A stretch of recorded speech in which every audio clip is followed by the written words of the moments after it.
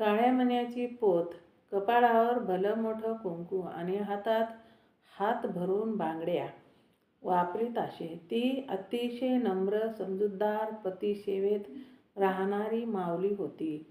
एकट्या पतीवर पडलेला संसाराचा भार तिला बघवत नव्हता.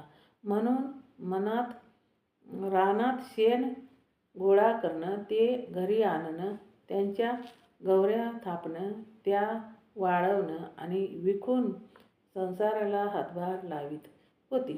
रखमा लग्नानंतर पती घरीसुद्धा दारिद्र्यातच नांदणं होतं. भिक्खूला रामीच्या आधी आख्खा नावाची एक मोठी मुलगी होती.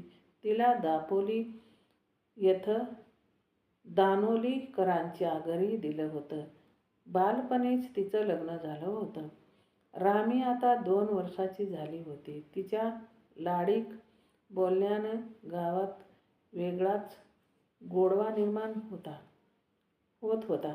तिच्या बोलण्याचं आन वागण्याचं साऱ्यांनाच कौतुक वाटत होतं. आता रामीच्या नंतर रखमा 3ऱ्या मुलीला जन्म दिला.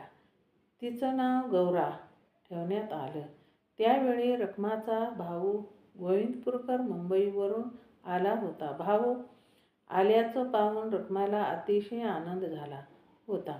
बहिणीची गरिबी त्याला ठाऊक होती. बहीण आपली वाट पाहत असेल, आपण गेलो तर तिला आनंद होईल, म्हणून त्यानं बहिणीसाठी खारीक, खोबर आणि साखर, गोडंबी आणली होती.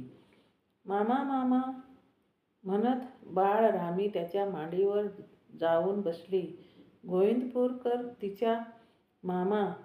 तिचा लाड करू लागला आणि मुंबईवरून आणलेला खाऊ आवडीनं खाऊ लागली. मामाच्या तोंडाकडं निरागसपणे सारखी पाहू लागली. तिच्या पाहण्याचं त्याला फार कौतुक वाटलं आणि मग तिचे तो पटापटा मुके घेऊ लागला. भिक्खू रखमाचं घर तसं छोटं, पण अंगण मात्र मोठं होतं. अंगणात तुळस, त्याला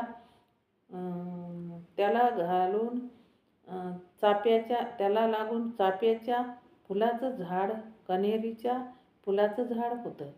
देवपूजा करताना रामी आईबरोबर देवपूजा करायची. तिची आई जसं करेल तसंच ती करायची. रखमा आजारी असली तेव्हा तर गौराला आंघोळ घालणं, अंगणात शेणाचा सडा टाकणं, घरदार झाडणं, भांडी घासणं, कपडे धुणं इत्यादी काम रामी करायची. तेव्हा रखमाला चिमुकल्या रामीची कीव येई. रात्री रामी झोपल्यावर रखमा तिच्या तोंडावरून हात फिरवत म्हणायची.